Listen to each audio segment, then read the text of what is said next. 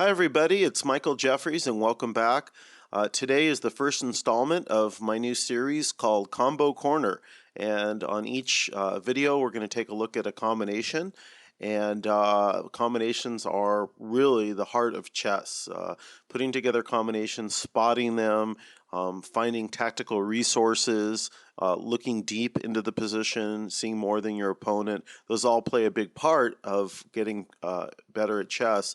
And one way to do that is to study combinations to get a sharp tactical eye.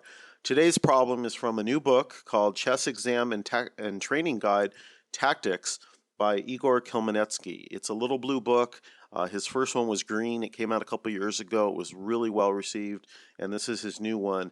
And what makes Khmelnitsky's books so instructive is his choice of positions. He has a good eye for picking very interesting and instructive positions, and this is position number 1 in his new book. So take a look at the board and figure out a move for black to move here, and I'm going to ask you to pause the video for as long as you need until you've actually come up with a move for black.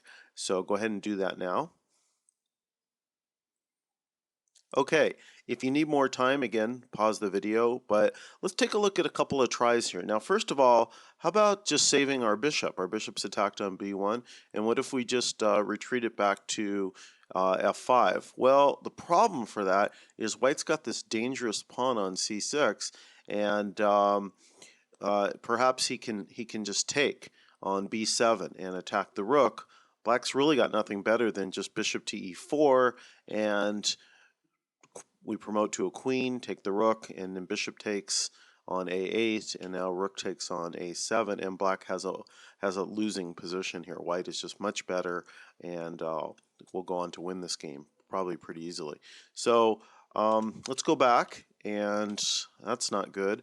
How about another try? How about what if instead of bishop after bishop e4, what if white just pushes to c7 after bishop to f5? Is that a good move for white? Looks pretty good. You're threatening to win the knight and to queen the pawn. It actually is not a good move because black has a simple defense, just knight c6, and both the bishop and the rook cover c8, and that pawn will eventually go lost. So that doesn't do it for white. So you have to look for good moves for both sides. So let's go back. And okay, well, since e4 seems like the magic square, it appears that maybe the best move here is just bishop to e4 and hunting down the pawn. Now, if he cooperates, if white just goes ahead and plays pawn takes pawn, black's happy because bishop takes, and really white hasn't gotten anything. However, white has better. And so let's go back here. And in this position, white to move and play an exclam here, or actually probably a double exclam. It's such a good move. So see if you can spot the move. Go ahead and pause the video, take your time, and see if you can find white's best here.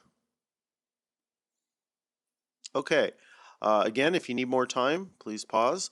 And I hope you spotted this nice little deflection move, but actually the best move here for white is, bam, rook takes a7.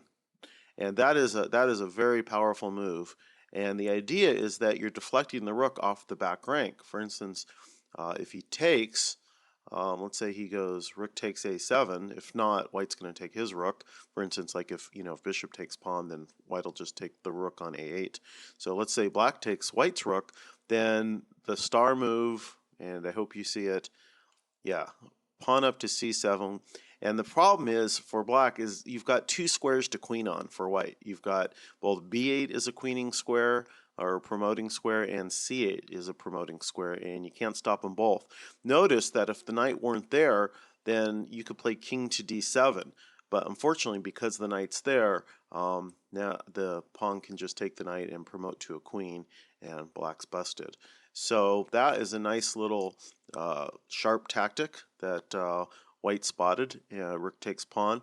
So it turns out the best move, if we go back to the starting position, now that you've seen some variations, the best move is just the simple knight takes c6. That's actually the best move. Just take the pawn, give back the piece, White should take that piece. And now after pawn to e6, Black's game is fine. He's down a pawn, but he has good pawn structure, and White has these double pawns here, which could be weak. And so Black has, excellent chances. So I hope you enjoyed that. And until next time, this is Michael Jeffries. Bye-bye.